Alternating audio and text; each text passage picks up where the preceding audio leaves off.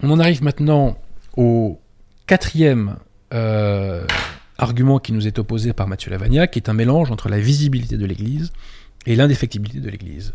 Donc, argument curieux, Matthieu Lavagna soutient que la position sédévacantiste contredit la visibilité de l'Église. C'est très curieux puisque les sédévacantistes ont une hiérarchie et ont des fidèles.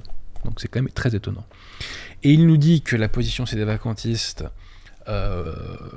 contredit l'indéfectibilité de l'Église, puisqu'il n'est pas possible, selon lui, qu'une apostasie puisse aboutir au fait que des fidèles se retrouvent massivement avec des sacrements invalides.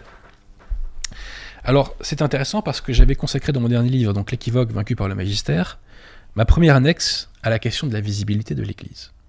Puis alors, tiens-moi ce que vous pouvez afficher, s'il vous plaît, si le chat vous en laisse la possibilité, la pièce numéro 3. S'il en laisse la possibilité, bien entendu. Ce qui n'est pas sûr. La Piratisme maltraite des animaux. Non, je plaisante, c'est pas vrai. C'est bon, c'est affiché ? Alors, qu'est-ce que c'est la visibilité de l'Église ? Eh bien, Léon XIII et Pie XII nous le disent, respectivement dans Satis Cognitum et Mystici Corporis Christi. Donc, Léon XIII nous le dit, parce que l'Église est un corps, elle est visible aux yeux.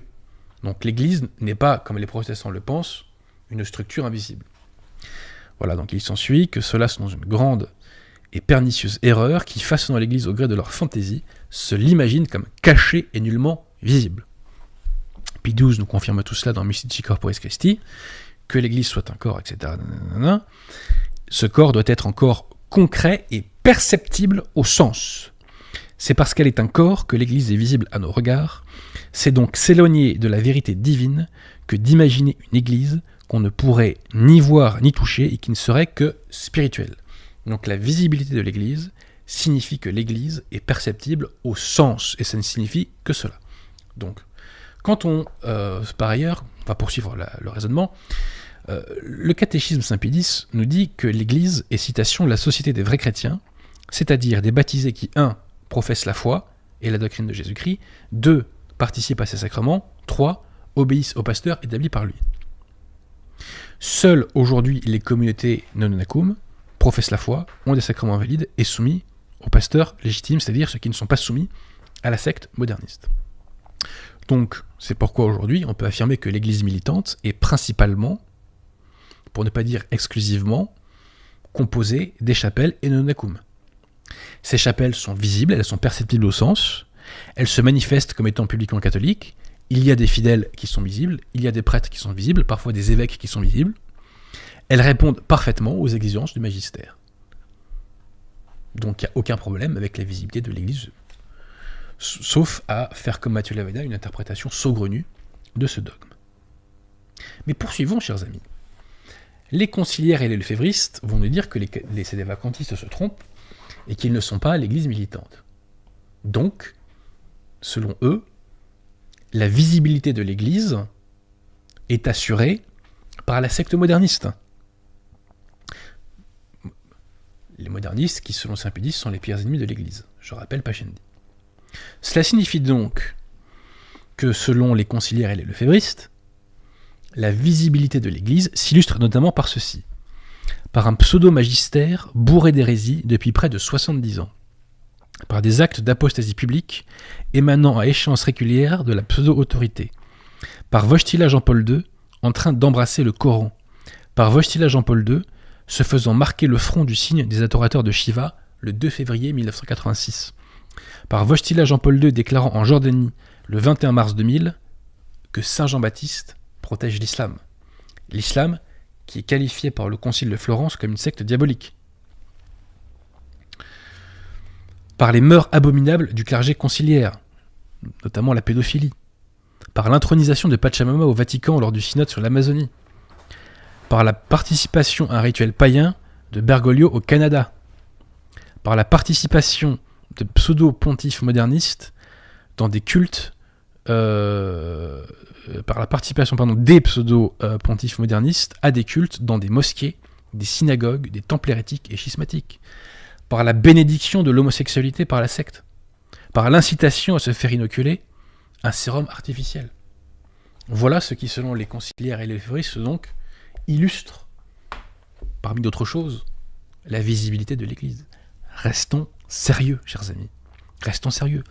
Je répète que l'Église militante aujourd'hui est principalement, si ce n'est exclusivement, formée par les chapelles de Nunnakum, et que ces chapelles étant visibles et publiquement catholiques, perceptibles au sens, il n'y a pas de problème avec la visibilité de l'Église. Et si on fait un sophisme bidon, on peut aussi dire que l'Église n'existait pas à l'époque où elle était cachée dans les catacombes. Vous voyez ? Donc il ne faut pas faire dire n'importe quoi au dogme, Mathieu Lavagna. Arrivons maintenant à la question de l'indéfectibilité, et là on voit que Mathieu Lavagna ne comprend pas le dogme de l'indéfectibilité de l'Église. Puisqu'il nous dit qu'au titre de l'indéfectibilité de l'Église, il n'est pas possible qu'une apostasie aboutisse au fait que des fidèles soient privés de sacrements valides. Voilà, donc il dit, si le sédévacantisme est vrai, nous dit-il, presque tous les fidèles dans le monde sont privés de la Sainte Communion à jamais. Et pire encore, les absolutions ne sont pas valides non plus. Si tel est vraiment le cas, l'Église a failli. Alors, petite parenthèse, Mathieu Lavagna, les fidèles qui sont privés de sacrements valides, ce ne sont pas les fidèles catholiques, ce sont les fidèles modernistes. Bon. Deuxièmement, vous ne comprenez pas le dogme de l'indéfectibilité, Mathieu Lavagna. Le dogme de l'indéfectibilité n'enseigne pas que des fidèles et des clercs ne peuvent pas apostasier, quitte à aboutir à des sacrements valides. L'indéfectibilité enseigne que l'autorité ne peut pas apostasier, que l'Église ne peut pas apostasier, que le pape ne peut pas apostasier. Donc là, vous faites encore une fois un gros contresens. N'est-ce pas, mademoiselle ? Donc, gros contresens de Mathieu Lavagna sur l'indéfectibilité de l'Église. Et j'observe, chers amis, que l'histoire de l'Église a abouti à plusieurs reprises à des apostasies qui ont conduit à des sacrements invalides. Je rappelle que sous les coups de l'islam, le Moyen-Orient, sauf lot de fidèles, a apostasié. Je rappelle que tout le Mashrek a apostasié, que tout le Maghreb a apostasié. C'est confirmé par notre ami. Une partie très importante de l'Europe de l'Est, suite au schisme de 1054, a apostasié. Hop, hop, hop. Transfert de chat. Je rappelle que toute l'Europe du Nord a apostasié et s'est retrouvée avec des sacrements invalides. C'est contraire à l'indéfectibilité de l'Église, ça, Mathieu Lavagna ? Non, c'est l'histoire, malheureusement. Et je rappelle que la majeure partie de l'Amérique du Nord vit dans l'apostasie. C'est contraire à l'indéfectibilité de l'Église, Mathieu Lavagna, tout ça ? Restons sérieux. Restons sérieux. Donc dire qu'il n'est pas possible qu'une apostasie moderniste ait abouti à ce que massivement les fidèles modernistes aient des sacrements invalides, eh bien c'est une erreur grossière et qui s'inscrit en faux contre l'histoire de l'Église une fois encore. Ceci étant posé, il est exact que l'indéfectibilité de l'Église se retourne contre les conciliaires, puisqu'au titre de l'indéfectibilité de l'Église, il n'est pas possible que l'Église professe le faux, et il n'est pas possible que l'Église bénisse le péché, et donc notamment l'homosexualité, parce que je rappelle quand même que la société religieuse que vous défendez aujourd'hui, Mathieu Lavagna, bénit l'homosexualité. Bergoglio dit « Ah, mais on peut bénir des personnes », sauf que les textes ne disent pas seulement que ce sont des personnes qui sont bénies. Les textes disent bien, tant fiducia supplicans que la pseudo-clarification de toute chose, les textes disent bien que ce sont les unions homosexuelles qui sont bénies. Quelle horreur.